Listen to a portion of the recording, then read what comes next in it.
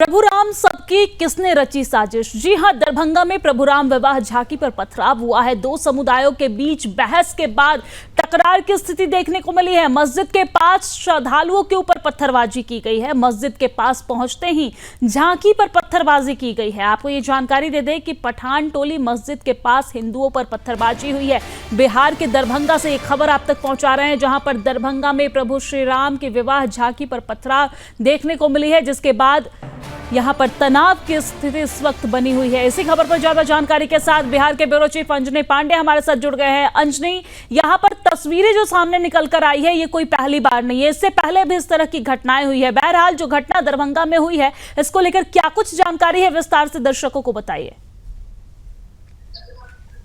जी, जिस तरीके से राम विवाह के अवसर पर झांकियां निकाली जाती है, बारात निकाली जाती है और उस बारात पर जो है वह पत्थरबाजी की गई है और दो समुदायों के बीच झड़प हुई और उसके बाद जो है पत्थरबाजी की गई, जिसकी वजह से अभी देखें तो पूरा इलाका जो है वह पुलिस छावनी में तब्दील है। सभी बड़े अधिकारी जो है वो वहां पर मौजूद है, लेकिन तनाव अभी भी जो है वह दोनों पक्षों के बीच बना हुआ है। जो मस्जिद है, उस मस्जिद के पास से उस बारात को लौटना था, लेकिन उसी समय जो है वह इस तरह की घटना होती है, पत्थरबाजी की जाती है, लाठियां बरसाई जाती हैं और इस तरह से दोनों समुदायों के बीच जो है वो जमकर पत्थरबाजी जो है वो हुई है। जो बारात थी, उस बारात को वापस लौटना पड़ा। और देखिए, ये कोई पहली बार नहीं है। ये जो बारात निकाली जाती है विवाह पंचमी के मौके पर, राम सीता के विवाह के विवाह पंचमी को पूरे बिहार में निकाली जाती है। और तो ये कोई पहली बार नहीं है। हर साल इस तरह से विवाह पंचमी पर बारात निकाली जाती है प्रभु श्री राम की, लेकिन इस बार जब बारात निकाली गई तो कुछ जिहादियों को रास नहीं आया और उन्होंने फिर से अपनी हरकतों से बाज नहीं आए और इस तरीके से विवाह यात्रा पर, विवाह पर पथराव किए गए। अंजनी एक बार फिर से हमारे साथ जुड़ गए हैं। अंजनी, अपनी बातों को जारी रखिए।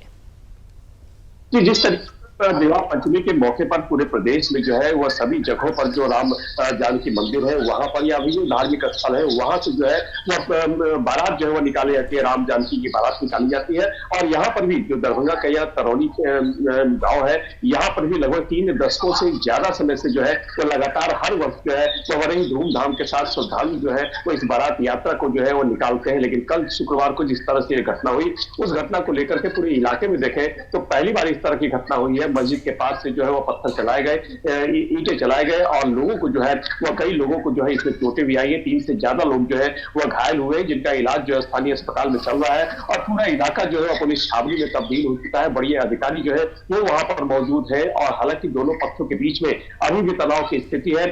जो पुलिस अधिकारी है उनकी बात यदि माने तो सीसीटीवी फुटेज को खंगाला जा रहा है और पुलिस अधिकारियों का कहना है कि किसी भी तरह से जो इसमें लिप्त है, उन जो संलिप्तता जिसकी सामने आएगी उसे किसी कीमत पर जो है छोड़ा नहीं जाएगा और सीसीटीवी फुटेज खंगाला जा रहा है, जिसके आधार पर जो है वो पुलिस जो है वो आगे की कार्रवाई करेगी। लेकिन अभी इस तरफ देखें तो दोनों इस तरफ जो है वो तनाव का माहौल है और जिस तरीके से धार्मिक जुलूस पर पथराव किया जाता है, ये कोई बिहार में पहली बार नहीं है। इसके पहले भी चाहे वह महावीर यात्रा निकाली, लेकिन अंजनी देखा जाए तो दरभंगा जो क्षेत्र है वो मैथिली इलाका है और यहाँ पर प्रभु श्री राम को बहुत ज्यादा माना जाता है। प्रभु श्री राम, और कहा जाता है कि प्रभु श्री राम का ससुराल दरभंगा को माना जाता है। यहाँ से सीता मैया जो थी वो सीतामढ़ी से थी, हालांकि दरभंगा से सटा हुआ है। इसकी वजह से यहाँ पर बहुत ज्यादा प्रभु श्री राम को लेकर धार्मिक आस्था है।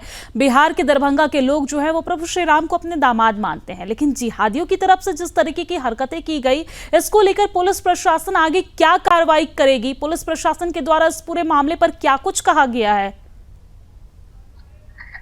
जी दिव्या, देखिए बता दूं कि प्रभु राम को जो है वो मिथिलावासी, जो पूरा मिथिला क्षेत्र जो है, क्या हो दरभंगा, समस्तीपुर, मधुबनी की बात करें, सीतामढ़ी की बात करें, पूरा जो मिथिलांचल इलाका है, इस पूरे मिथिलांचल इलाके में राम को जो है वह दामाद के रूप में पूजा किया जाता है और दामाद के रूप में देखा जाता है, जिसकी वजह से वहां पर जिस तरीके से बारात निकाली जाती है, इस बारात की और भी महत्ता हो जाती है और लोगों की सहभागिता जो है वह बड़ी संख्या में रहती है, चाहे जितनी भी जहां भी इस तरह की बारात की यात्रा जो है निकाली जाती है। लेकिन जिस तरीके से यह घटना घटी है उसके बाद से पुलिस लगातार वहां पर कैंप कर रही है।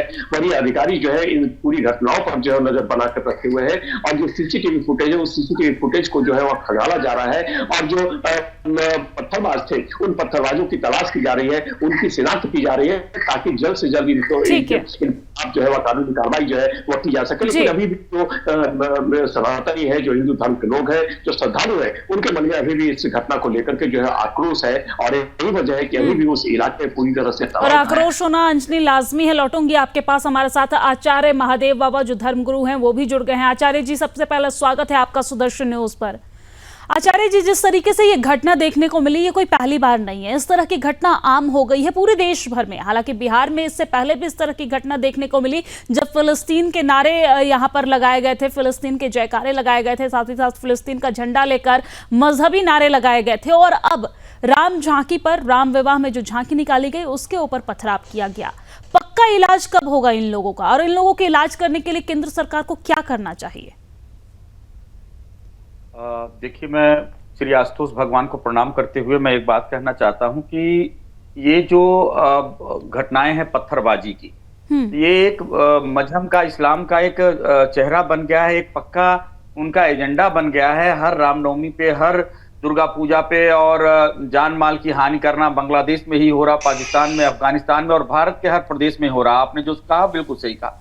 लेकिन अब एक बात यह है कि हमने भारतीय जनता पार्टी को सरकार बनाने के लिए समर्थन दिया। हमारे सभी संत इस बात से हमसे पूछते रहते हैं जी। और चूंकि मैं मीडिया डिबेटर हूँ, टीवी डिबेटर, तो पूछते रहते हैं कि महामंडलेश्वर जी, महादेव बाबा जी, ये हो क्या रहा है और क्यों नहीं इस पर कार्रवाई हो रही है। तो मैं सरकार से पूछना चाहता हूं कि क्या ये किसी व्यक्ति विशेष का कार्य है कि सरकार का कार्य है? और सरकार का कार्य है तो इन उपद्रवियों का, जबकि बार बार इस्लामिक लोग कहते हैं कि उपद्रवियों का कोई धर्म नहीं होता, ना हिंदू होते ना मुसलमान होते, तो क्यों नहीं उनको आतंकवादी समझा जाता और समाज के सौहार्द को बिगाड़ने वाले उपद्रवी तबकों पे कार्रवाई की जाती? क्योंकि एक बात यह भी है, जब तक उन पर कार्रवाई नहीं की जाएगी ये एलिमेंट सुधरेंगे नहीं, ये तत्व सुधरेंगे नहीं और ये ऐसे ही पत्थरबाजी करते रहेंगे।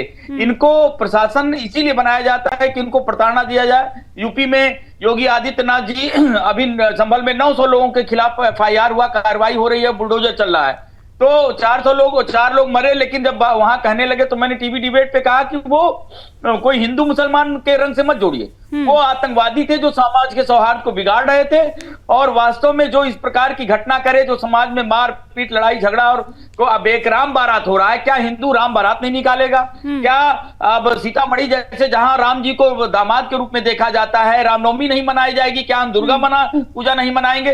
तो हिंदू मनाता रहेगा, अंतिम श्वास तक मनाता रहेगा।